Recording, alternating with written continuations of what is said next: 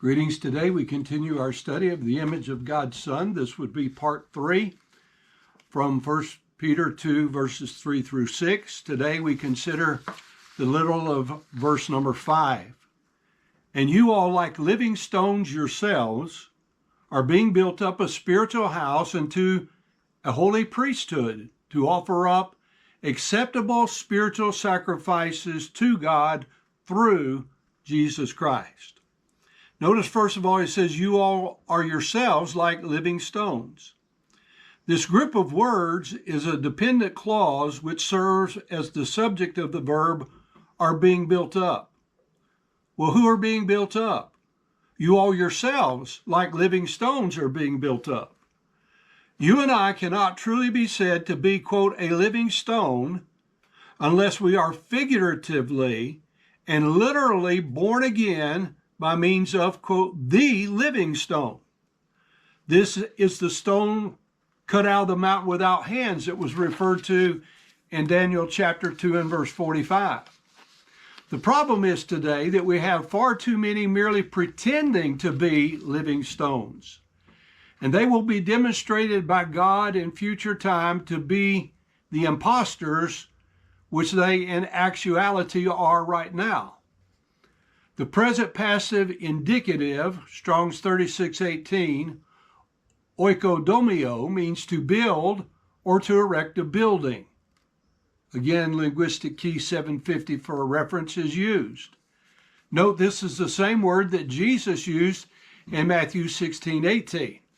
He didn't say, I'm going to lay the foundation. He said, I'm going to bring it from the foundation up to completion in Matthew 16:18. The New Testament church is supposed to be a spiritual house in the same manner that the nation of Israel was supposed to have been a spiritual house or a dwelling place for God. The word spiritual means pertaining to the Spirit or suitable for habitation by the Spirit. The church is supposed to be the spiritual house. It's not composed of brick and mortar, it's composed of people who are supposed to be indwelt by God's Holy Spirit.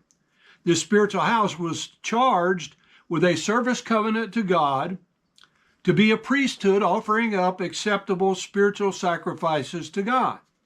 The aorist active infinitive, Strong's 399, means to bring up, to offer, or to offer sacrifice, and it's used to describe how we progress in growing toward the image of God's Son. That is by means of spiritual sacrifices. These are the sacrifices which consist of praise and thanksgiving, charity and mutual sharing, and which are inspired by the Spirit. End quote, linguistic key 750. Note these sacrifices are called, quote, acceptable. The mere use of this adjective should lead us to understand the grave reality of attempting to offer spiritual sacrifices which are not acceptable.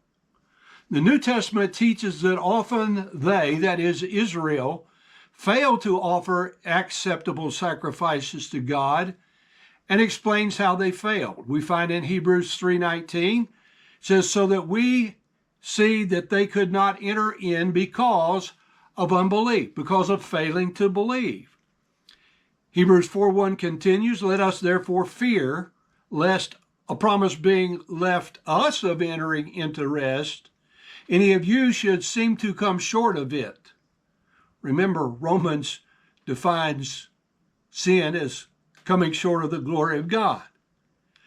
For unto us was the gospel preached as well as unto them, but the word preached did not profit them, not being mixed with faith in them that heard it. Isaiah chapter 1 verses 11 through 15 speak about a time when Israel's sacrifices were not acceptable to God. Listen to what God says here. To what purpose is the multitude of your sacrifices unto me, saith the Lord? I am full of burnt offerings, of rams, and the fat of fed beasts, and I delight not in the blood of bullocks, or of lambs, or of he-goats. When you come to appear before me, who hath required this at your hand to tread my courts? Can I paraphrase and apply it to us? Why are you and I here? Duty or pleasure? Because we want to be. Or do we have to be? Isaiah 1:13 continues, God says, bring no more vain oblations. Incense is abomination unto me.